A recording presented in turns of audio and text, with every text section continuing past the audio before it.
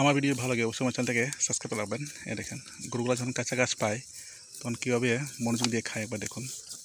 তো ভাই কাঁচা ঘাসের উপর কোনো ভিটামিন নাই, কোনো মিনারেলস নাই। কাঁচা ঘাসে মিনারেলস, ভিটামিন, ক্যালসিয়াম, ফসফরাস সব কিছু আছে।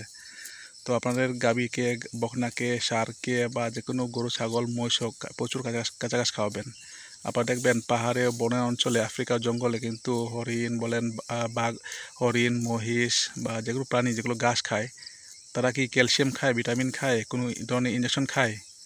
তারা কিন্তু কৃমি ওষুধটা দেওয়া প্রয়োজন হয় না। কেননা কারণ তাদেরকে উপরওয়ালা সৃষ্টি যখন করেছেন তখন সব কিছু দিয়ে কিন্তু সৃষ্টি করেছেন।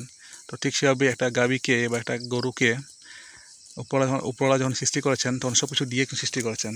কারণ তাদের সম্পূর্ণ কিন্তু খাবার শক্তি এমনকি কৃমি ওষুধ সব কিছু কাছাকাছির মধ্যে আছে। হ্যাঁ, এটা সত্য যে মাঝে মধ্যে আমরা যে গাছগুলো খাওয়াই, নেপিয়ার, পাংচং, এগুলো হচ্ছে এই কৃমির জন্মস্থান আর কি।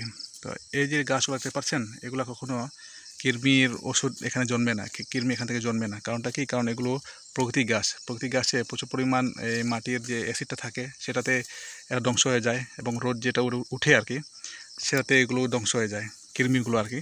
আর কাঁচা গাছগুলো উঠতে অনেক সুন্দর হয় আর কি, দেখতে কত সুন্দর। দেখুন একবার কীভাবে খাচ্ছে, একবার দেখুন। এখানে প্রচুর কাঁচা গাছ, এই দেখুন আমার এখানে, এই যে দেখুন, নিচেও আছে দেখুন। এই সুন্দর পাহাড়ে দেখেন একবার, প্রকৃতি আবার উপভোগ করুন, প্রকৃতি কত সুন্দর দেখতে পাচ্ছেন। তো আমি এই জায়গায় এসে আমি গরুদেরকে খাওয়াই। শুধু আমি না, আমার যখন কাজের লোকটা আসে না তখন আমি এদেরকে নিয়ে আসি। তো আজকে আমার কাজের লোকটা আসে নাই, যেহেতু সে অসুস্থ, প্রচুর পরিমাণ বৃষ্টি হওয়ার কারণে সে আসতে পারে নাই। তো নিজের প্রতি দক্ষতা থাকতে হবে।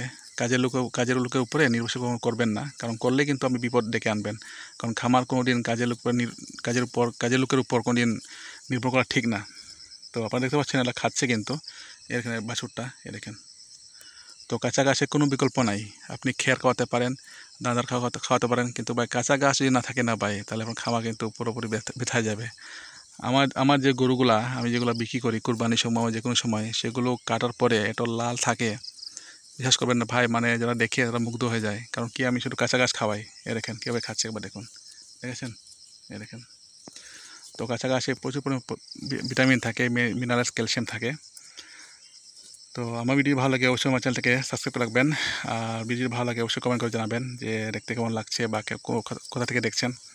তো আসলে আমি এখন রেগুলার থেকে চিন্তা করছি যে সপ্তাহে 3 দিন আমি লং ভিডিও নিয়ে আসবো গরু খামার প্রতি।